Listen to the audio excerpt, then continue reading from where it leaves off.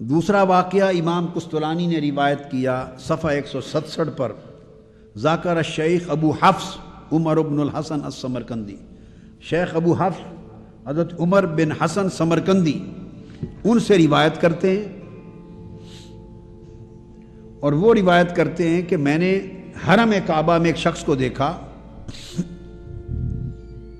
حج کے ایام میں حرم کعبہ میں ایک شخص ملا، وہ ہر جگہ کثرت کے ساتھ حضور علیہ السلام پر درود و سلام ہی پڑھتا تھا اور کوئی تسبیح تعلیل وظیفہ نہیں پڑھتا تھا، پورے حرم میں جہاں دیکھا درود پاک ہی پڑھتا، طواف میں درود پاک، حجر اسود کے سامنے درود پاک، مقام ابراہیم پر درود پاک، زمزم پیتے درود پاک، صحیح صفا مروہ میں درود پاک، وہ درود پاک ہی پڑھتا تھا پورے حرم میں۔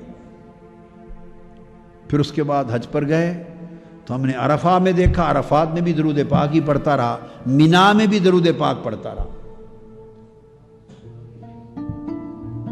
اب جب ہر جگہ دیکھا تو پھر میں نے اس سے پوچھا، اے اللہ کے بندے، نہ تو کوئی اور دعا کرتا ہے، نہ کوئی اور خشوع خضوع کرتا ہے، نہ کوئی اور نفل پڑھتا ہے، فرائض نمازیں تو ادا کرتا تھا نا، آف کورس احرام تھا، مگر اضافی عبادت نفل یا کوئی اور وظیفہ پڑھنے کی بجائے تو سوائے آقا علیہ السلام پر درود و سلام کے اور کچھ پڑھتا ہی نہیں، اس کی وجہ کیا ہے؟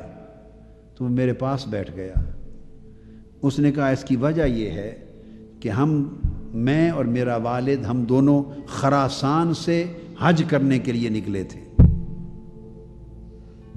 میرے والد بھی میرے ساتھ تھے، خراسان کے رہنے والے ہیں، ہم حج کرنے کے لیے اکٹھے نکلے، اور جب کوفہ پہنچے، کوفہ تو میرا والد بیمار ہو گیا اور بیماری شدت اختیار کر گئی اور وہ فوت ہو گیا، رستے میں ہی اس کی وفات ہو گئی۔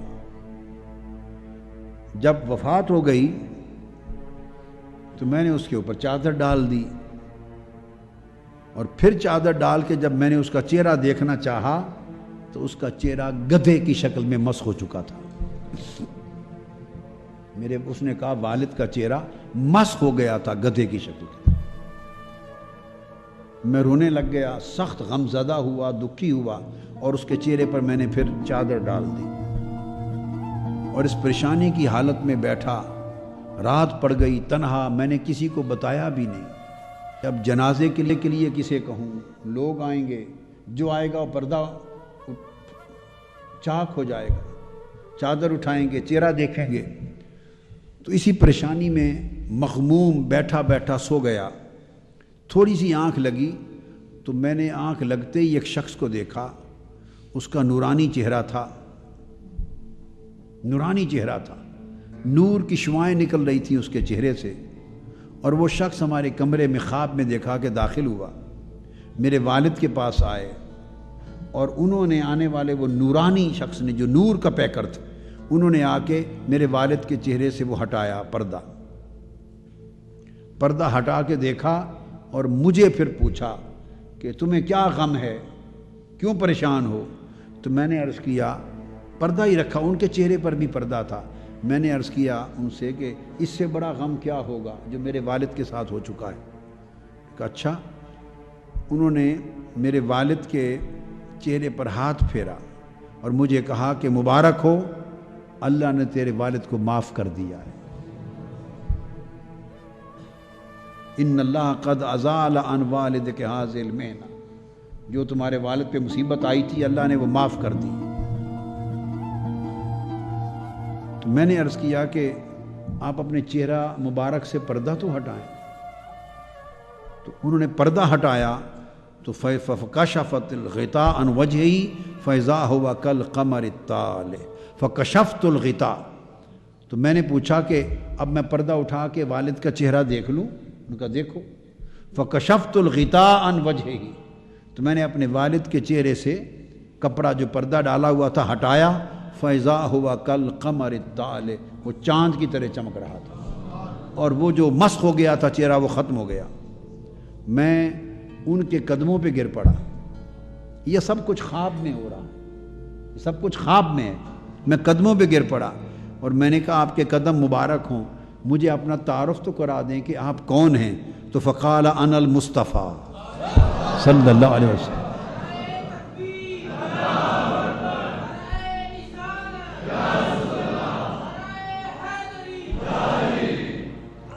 قال ذلك فرحت فرحا عظیما. تو میں خوش ہو گیا. میں نے عرض کیا یا رسول اللہ صلی اللہ علیہ وسلم اب مجھے ماجرا تو سنا دیں کہ میرے باپ کے ساتھ یہ جو کچھ ہوا کیوں ہوا.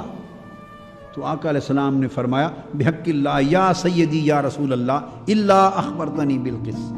مجھے واقعہ بتا دیں کہ ہوا کیا. تو آقا علیہ السلام نے فرمایا کہ تمہارا والد اس کے اعمال میں اور کھانے میں اس کے ذرائع معاش میں ایک حرام داخل تھا. اس کے ذریعہ معاش میں کمائی میں اس کے کمائی کا ذریعہ ایک حرام داخل تھا اس میں. جب اس کی موت ہوئی تو اس حرام ذریعہ معاش میں جو داخل تھا اس کی وجہ سے اس کے چہرے کو مسخ کر دیا گیا. حکم یہ تھا حکم اس کی سزا میں کہ یا اس کا چہرہ اب مسخ کر دیا جائے یا اس کا چہرہ قیامت کے دن مسخ کر دیا جائے. تو اللہ پاک کی بارگاہ سے فیصلہ آیا کہ چلو ابھی مسخ کر دو. وجہ اس کی یہ تھی کہ ہر رات سونے سے پہلے نماز پڑھ کے جب فارغ ہوتا تو بستر پہ جانے سے پہلے ہر رات بلا ناغہ 100 مرتبہ مجھ پہ درود پاک پڑھ کے سوتا تھا. پوری عمر کبھی ایک رات ایسی نہیں آئی جو مجھ پر 100 مرتبہ درود پڑے بغیر سویا. یہ عمل اس کے ذریعہ معاش میں حرام کا تھا. ادھر یہ عمل استقامت کے ساتھ ہر رات مجھ پر درود پڑھنے کا تھا, درود و سلام پڑھنے کا, جس کی وجہ سے اللہ رب العزت نے آخرت میں اس کا چہرہ مسخ کرنے سے روک لیا اور ابھی موت کے وقت چہرہ مسخ کر دیا تاکہ آخرت میں اس رسوائی سے بچ جائے اس درود پاک کے سبب سے. اور جب آج شام درود پاک مجھ پر پیش ہوئے, ملائکہ نے پیش کیے تو تمہارے والد کا درود نہیں پہنچا. جب درود پیش ہوئے تو تمہارے والد کا درود نہیں پہنچا. تو مجھے فرشتے نے بتایا یا رسول اللہ صلی اللہ علیہ وسلم وہ آج فوت ہو گیا ہے, کوفہ میں حج کے سفر پر تھا, فوت ہو گیا, اس کی موت واقع ہو گئی, مگر اس کے ساتھ سانحہ یہ ہوا ہے کہ اس کا چہرہ گدھے کے چہرے کی طرح مسخ کر دیا گیا ہے. تو مجھے یہ خبر ملی, میں اسی وقت چل پڑا. میں نے اللہ رب العزت سے اجازت لی کہ باری تعالیٰ یہ ساری زندگی ایک رات بھی مجھ پر درود و سلام کا ہدیہ بھیجے بغیر نہیں سویا. اب آخرت میں اس کا چہرہ مسخ کرنا تو نے معاف کر دیا ہے. آخرت میں تو نے فیصلہ کر دیا ہے کہ یہاں مسخ کر دو, آخرت میں رسوائی سے بچا لو, لیکن اس حال میں نہیں رہنے دیتا. چونکہ ہر رات مجھ پر درود و سلام پڑھتا تھا, میں فوری پہنچ گیا. سو میں نے اللہ سے عرض کیا کہ باری تعالیٰ اس کے چہرے کو سلامت کر دو, اور میں اس درود پاک کا بدلہ دیے جا رہا ہوں,